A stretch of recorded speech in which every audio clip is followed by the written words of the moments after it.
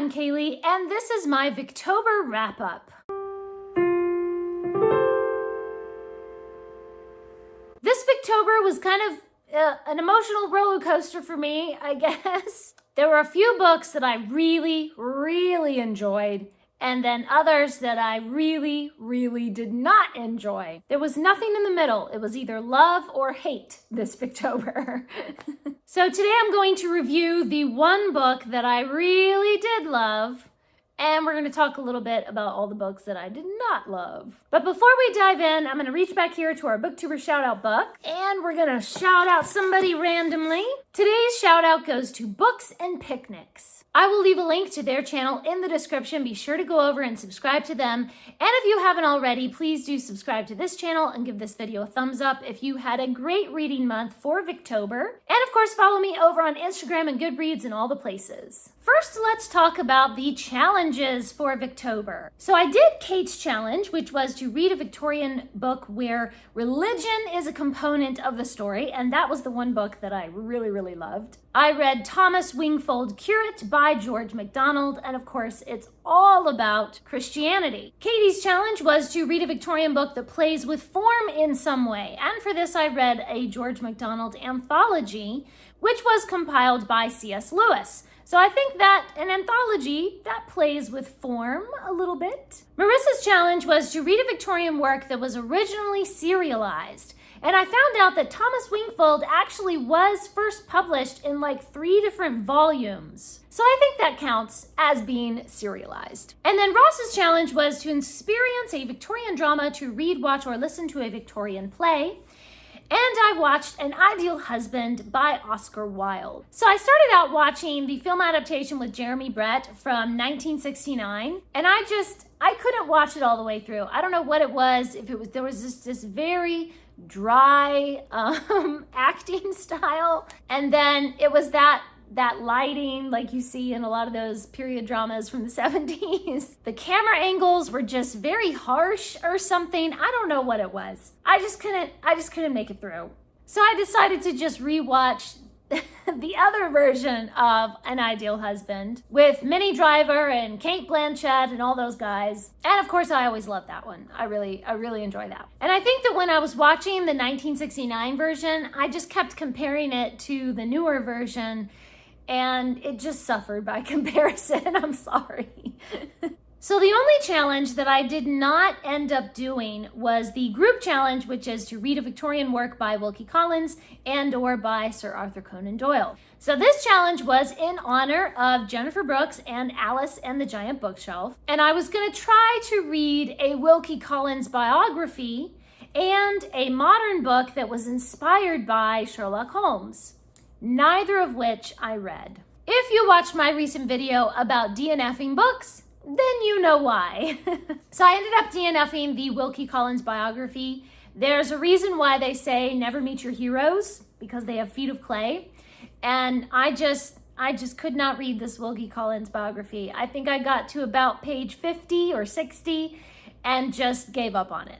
And then I tried to read A Study in Charlotte. It sounded like such a fun mystery, the great-great-great-granddaughter of Sherlock Holmes and stuff. And I only made it to page 14 of that one because there was underage drinking and gambling and drugs and just profanity, and I just couldn't handle all of that. So I DNF'd both of those. The other book that I had on my TBR for Victober was Dickens' Fur Coat. And I'm at like page 40 or something in this one, and I'm going to continue reading it, but I think I'm going to make this book go for both Victober and for Nonfiction November. So I'll just read it a little at a time and take a couple of months to read it. I have been enjoying it. It's nothing super exciting, but it's like, oh, a cute little anecdote about Dickens. Okay, it's fine. It's not groundbreaking or, amazing or anything, but it's okay. I'm reading it. It's fine. I'm not blown away or anything, but I am still reading it. I'm interested enough to continue with it. So let's talk about the 2 books that I actually did finish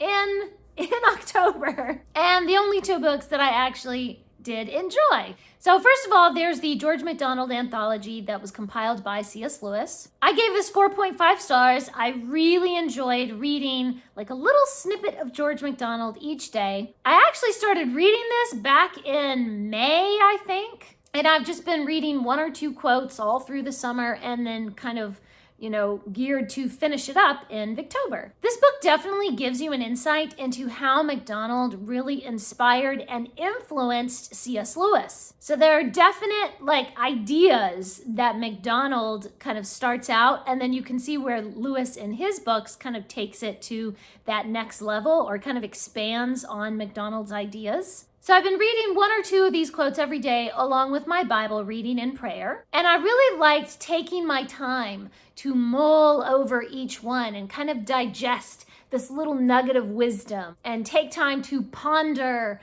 these spiritual truths. This is definitely not a book to be read all at once. You kind of have to take your time and just process through each little thought. I did take off half a star because some of the quotes don't quite make sense because they're taken out of context of wherever they were from. So it was a little bit difficult for a few of them to kind of follow the train of thought, okay, I see what you said, but how did you get there, However, most of the quotes are clear. It was only a few of them here and there that didn't quite make sense. And then we have Thomas Wingfold, Curate, by George MacDonald. This has also been edited down and republished as The Curate's Awakening. Now, I had already read The Curate's Awakening, I think when I was a teenager, a long time ago. So I was excited to reread it, but this time read the full text. And I'm so glad that I did. It was really, really enjoyable. So Thomas Wingfold started a career in the church, but when he is asked whether or not he really believes the Bible and really believes that there is a God, it starts him on this spiritual journey to discover what he truly believes about Christ. In the meantime, he continues preaching and sharing with his congregation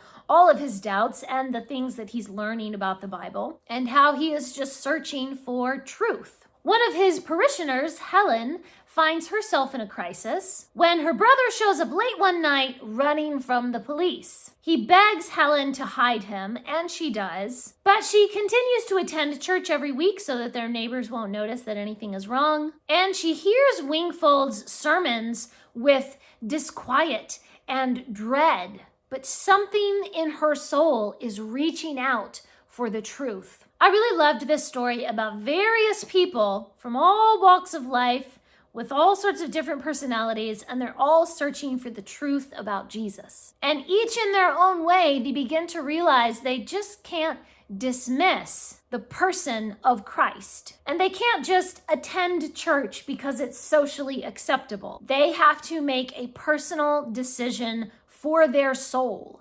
accepting Christ completely, and thereby radically changing their lives. It was so inspiring and really exciting to read about. I just love MacDonald's writing style. It's poignant and deeply thoughtful and emotional. Now, the edition that I read was unedited, and so it can be a bit long-winded, but I just kind of let my mind sink into the depths. And I took my time wading through all of the sermons, stopping to think and ponder between chapters. And when I emerged on the other side, I found myself spiritually refreshed and invigorated. However, I don't agree with every point of MacDonald's theology. He believed kind of some weird stuff, but most of the spiritual ideas in his book are biblically correct. I'd say I agree with about 95% of his teachings, and then a few things it was